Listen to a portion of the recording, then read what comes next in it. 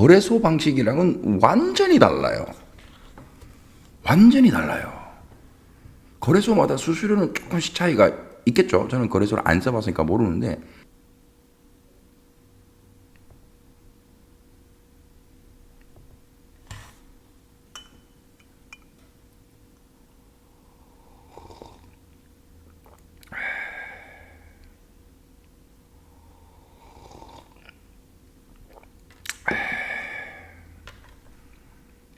커피 마시는 남자 허얼납니다. 오늘도 야심한 밤에 찾아왔습니다. 사실은 이 배경이 마음에 들어가지고 지금 이 시간까지 기다렸다가 영상을 찍습니다. 저는 제 하고 싶은 대로만 합니다.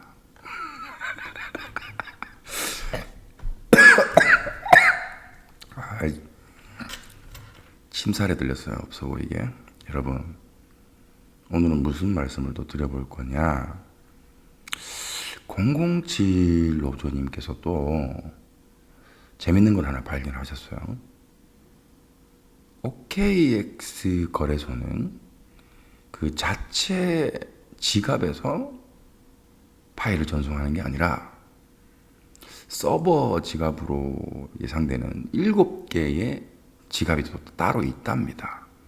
그래서 우리 단체방에 있는 분들한테 OKX에서 거래했을 때 어느 지갑 주소로 파이가 이제 들어옵니까? 라고 여쭤보시더라고요. 심지어 그 7개의 지갑 주소를 다 파악하고 다 알고 계시더라고요. 아유, 놀라우신 분이에요. 저 같은 FP들은 절대 범주할 수 없는 영역에 계신 분들입니다. 아유, 존경합니다. 그런데 다른 거래소는 지금 현재 어떤 식으로 전송이 되느냐를 궁금해 하시면서 뭐 몇 분이서 이렇게 대답을 해 주시더라고요. 그래서 지갑 검색을 해봤더니 특이한 게 지금 다른 거래소, 다는 아닌 것 같은데 다른 거래소는 그 원래 거래소의 그 본 지갑에서 직접적으로 파이가 전송이 된다라는 게 밝혀졌어요. 그래서 이 부분이 참 의문스럽다 얘기를 하시더라고요. 그 생각을 해봤어요. 그래서 뭐 지금 우리 제임스 본드한테 퍼뜩 이렇게 챗GPT한테 물어봐서 답을 내주긴 했는데 저도 읽어봤는데 결론적으로는 OKX 거래소는 보안이라든지 이런 부분에서 좀 철저하게 대형 거래소들은 한다. 그래서 그런 방식일 것이다. 라고 이제 결론을 내고 또 다른 결론은 아무래도 나중에 혹시나 법적 문제가 야기되지 않도록 조치를 취한 걸 수도 있다. 이렇게 결론이 나오더라고요. 그래서 뭐 역설적으로 다른 거래소들은 조금 보안이나 이런 게 좀 취약할 수 있다. 그 원래 거래소의 본 지갑이 해킹을 당하게 된다면 아주 막대한 피해를 초래할 수 있는 방식이다. 이렇게 결론이 났는데 저도 번뜩 쓰는 생각은 이제 파이의 입장에서 생각을 하다 보니까 생각을 해보니까 OKX 거래소에서 직접적으로 파이오니어한테 보내지지 않고 다른 지갑을 한번 거쳐서 간다면 이거 나중에 법적 문제나 우리 파이오니어들을 보호해주기 위한 어떤 수단일 수도 있겠다는 생각이 들었어요. 오늘 왜 이렇게 말이 꼬이지? 들었어요. 왜냐면 예를 들어 거래소의 파일을 팔았다라는 내용이 이제 나중에 파이오니어들한테 피해가 갈 수 있는 문제가 될 수 있는 부분이 될 수도 있잖아요. 뭐 그런 의미에서 한번 생각을 해봤어요. 예, 한번 해봤어요. 그리고 스타부동산님께서 요즘 계속 주시하고 있는 게 고래지갑입니다. 고래지갑이 지금 현재 6일째입니다. 무려 6일째 거래를 하지 않고 있습니다. 매수를 하지 않고 있어요. 심지어 이제 그냥 6일째가 아니라 내일 아침 5시, 새벽 5시 되면은 꼬박 일주일입니다. 일주일을 매수를 하지 않았다. 스타부동산님께서는 이제 조사해 본 바에 의하면 보통 2,600만 개 OKX에서 2,600만 개의 파이가 있으면 영락없이 고래 지갑이 그 파이를 흡수하는 형식으로 파이를 항상 매수해 왔는데 거의 매일 6일째 하지 않고 있다. 그래서 유추하는 것은 이제 더 이상 매수할 필요가 없지 않느냐. 이제 매수할 타이밍이 아니다. 끝났다. 이렇게 해석이 될 수도 있습니다. 그러면은 이제 저도 맞장구를 쳤던 내용이 뭐냐면 그러면은 8월 둘째 주, 셋째 주에 온램프 기능이 활성화되잖아요.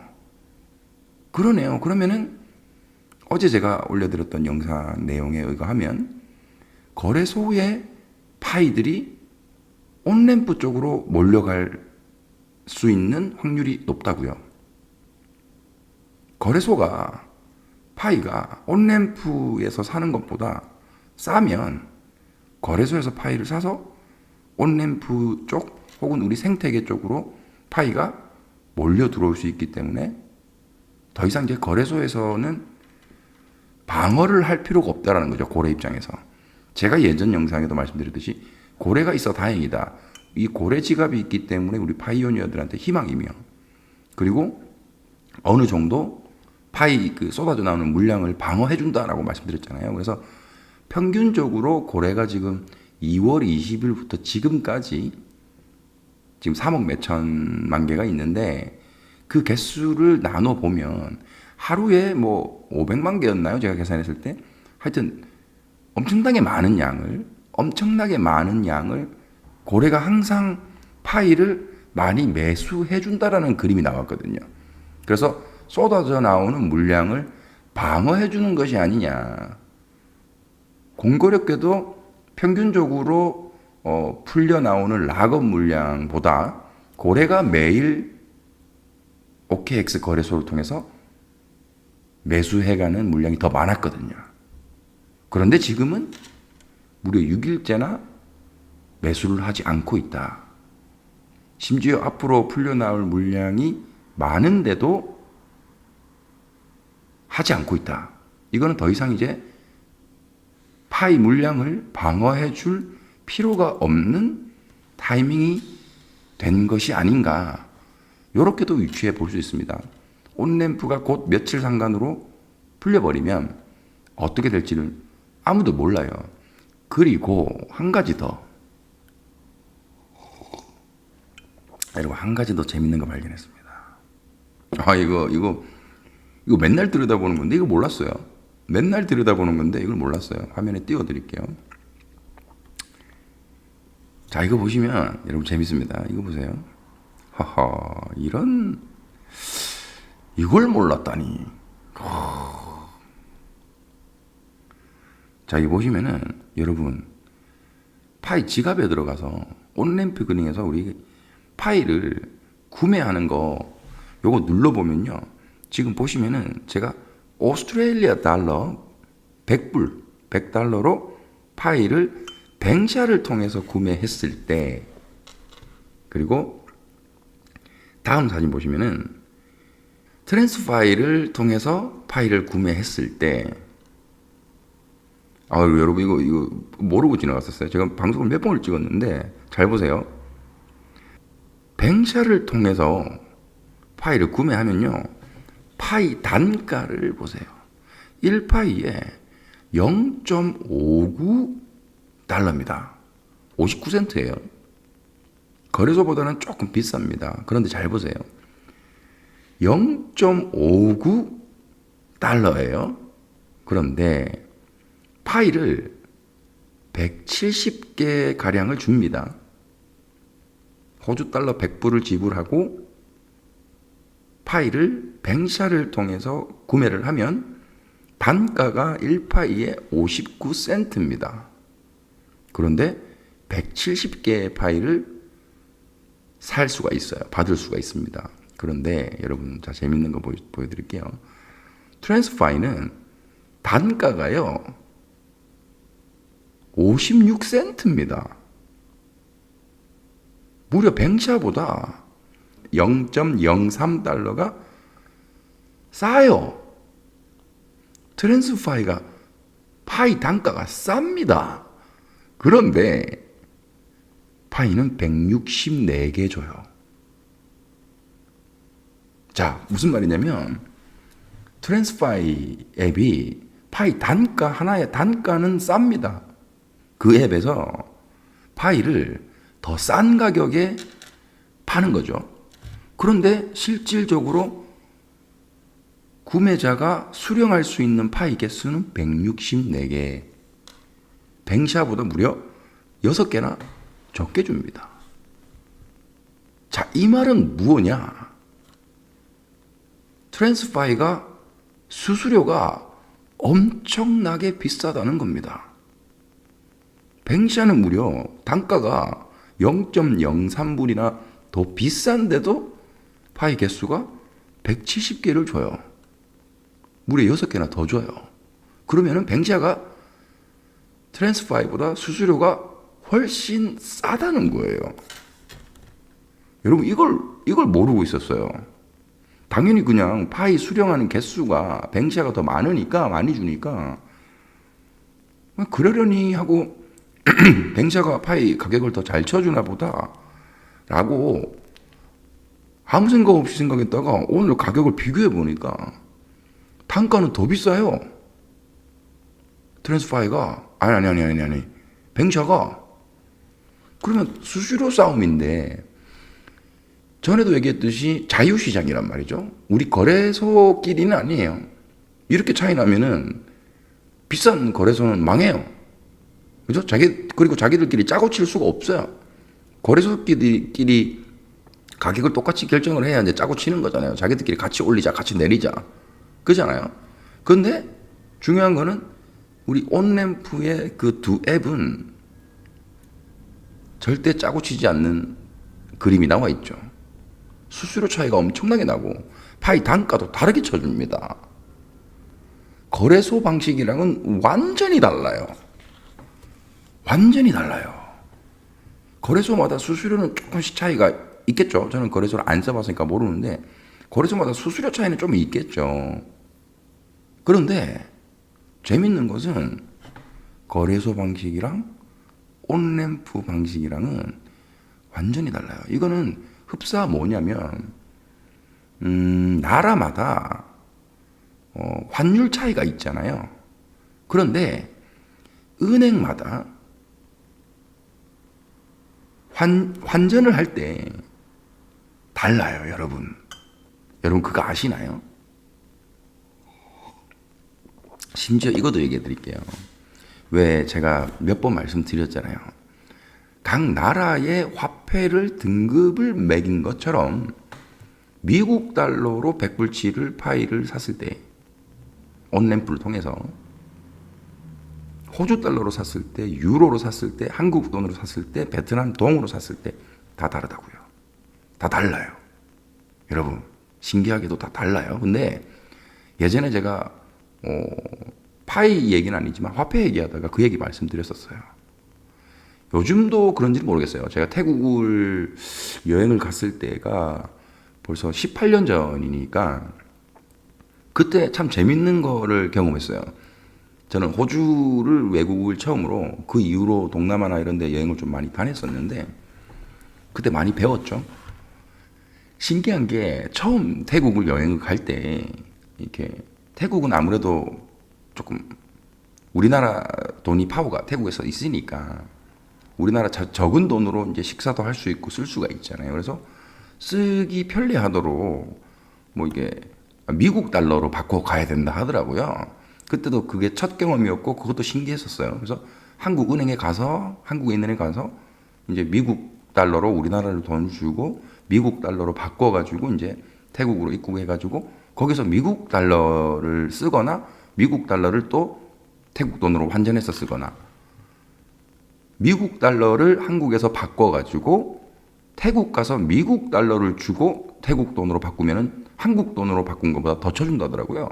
그런 재밌는 경험을 했었어요. 그런데 더 웃긴 건 뭐냐면 그러면은 뭐 편하게 어디 가서 쓸 수 있도록 10불짜리, 10불짜리, 뭐 20불짜리 미국 달러로 바꿔가지고 태국 들어가서 환전을 하는데요. 그 10불짜리 10장을 이렇게 해가지고 이제 예를 들어 환전을 하려고 하니까 그 환전해주는 아가씨가 제가 100불짜리 있는 거를 봤어요. 미국 달러 100불짜리 한 장, 그리고 10불짜리 10장, 같은 100불이잖아요. 100불짜리를 주면은 밭을 더 준다는 거예요. 순간 귀를 의심했어요. 아니, 뭐, 환전해주는 여자가 수학을 못하나? 산수를 못하나? 10불짜리 10개면 100불인데, 100불짜리 주면은 밭을 더 준다고? 심지어 차이가 제법 났어요. 여러분, 심지어 그 바꿔주는 그 액수가 몇백 원 차이 정도가 아니라, 예를 들어 14만 원 정도라고 치면, 딸랑 14만 원 바꾸는데, 7천 원, 8천 원 정도 더 줬던 것 같아요. 이런 신기한 경험을 했어요. 이 말을 왜 드리느냐면은, 같은 돈인데, 나라별로 화폐를 인정해주는 그 나라마다 가치가 다르다는 거예요. 우리나라 돈이 태국에서도 당연히 파워가 있는 돈이지만, 그보다 달러를 주면은 더 많이 쳐준다, 바꿔준다. 심지어 거기서 10불짜리 10장보다 100불짜리 한 장이 더 많이 쳐준다. 화폐 세상이 참 신기하더라고요. 그런데 지금 보세요. 이 거래소의 개념이랑 온램프에 들어와 있는 이 파일을 교환해주는 익스체인지잖아요. 어떻게 보면은 이게 제가 태국 들어가서 밭으로 환전하는, 여기는 환전소라고 할 수 있잖아요. 우리 온램프는 환전소 개념이잖아요. 막 그래프 보여주면서 막 실시간으로 올라갔다 내려갔다 투기하는 그런 게 아니라 그냥 환전 개념인데, 거의 지금 원래 화폐를 환전하는 방식을 고수하는 것 같아요. 심지어 지금 파이 지갑에 들어와 있는, 파이를 환전하거나 파이를 사거나 팔거나 뭐 할 수 있는 이 앱들이 같은 기능을 가지고 있는 앱이 달랑 지금 2개밖에 활성화가 안 됐는데, 그 2개도 수수료가 이렇게 차이 나고 파이 단가를 좀 심하게 차이 나는 거거든요, 여러분. 0.56달러랑 여러분 0.59달러는요 차이가 많이 나는 겁니다, 여러분. 이거 퍼센테이지로 따지면은요, 제가 암산으로 해볼게요. 0.03이 차이 나니까 56센트에 10%면은 5.6이잖아요. 근데 3이 차이 난단 말이죠. 그리고 거의 6% 이상이 차이 나는 거예요. 6% 여러분. 어제도 말씀드렸듯이 100억. 여러분 100억치를 교환을 하면 6억이 차이 난다는 겁니다. 심지어 어제는 그 얘기를 말씀드렸죠. 거래소보다 이제 미국 달러로 파일을 뱅샤를 통해서 살 때 거의 6%, 한국 돈이었군요. 한국 돈으로 거래소에 가서 파일을 사는 거랑 한국 돈으로, 미국 돈으로 뱅샤를 통해서 온램프에서 파일을 사면 6.5%인가 6.1%인가 차이가 나거든요, 여러분. 그런데 지금 신기한 거는 이 온램프 안에서도 뱅샤와 트랜스파이가 무려 6% 정도가 단가가 차이가 납니다, 파이가. 그런데 더 웃긴 거는 트랜스파이가 단가가 싸요. 그런데 실수령 파이 개수는 구매자한테 돌아가는 거는 파이가 6개나 차이가 납니다. 이거까지 퍼센테이지로 암산을 해드려야 되나? 164개냐? 같은 퍼센테이지, 따져봐야 되겠구나. 그렇게 해야 수수료가 얼마나 차이 나는지 알 수가 있네. 계산하기 힘들어요, 이거. 파이는 비싼데, 파이 단가는 비싼데, 파이를 주는 개수는 더 많고, 파이 단가가 싼데, 개수는 더 작게 준다. 그러면 수수료가 엄청나게 높아요, 여러분. 이거 며칠 내로 활성화되면요, 여러분, 혹시나 이거 거래소 사용해 보시지 않았거나, 호기심에 사용해 보시거나, 난 이거 한번 사용해 볼란다, 편하다. 난 뭐 어차피 파이 크게 될 거니까 거래소 뭐랑 차이 조금 나는 건 난 신경 안 쓸래. 필요할 때 바꿔가지고 써야 되겠다. 이런 마음으로 이용해 보시는 분들은요, 꼭 한번 체크를 해 보세요. 이거 수수료도 나중에 이제 무한 경쟁이 시작되면은 계속 변동이 될 거고, 파이 단가도 다르게 될 텐데, 여러분 참 이거 재밌는 상황이에요. 그런데 한 가지 제가 드리고 싶은 메시지는 뭐냐? 이건 현재 전 세계 인구들이 사용하는 그 화폐의 원리, 화폐를 환전할 때의 원리와 거의 흡사합니다. 차이가 없어요. 거래소랑은 완전히 다른 길로 가고 있는 것이 확실하며, 심지어 지금 실물 화폐 시장에 환전하는 그 시스템과 정확하게 닮아 있다. 그러면 파이는 화폐다. 또 따르다.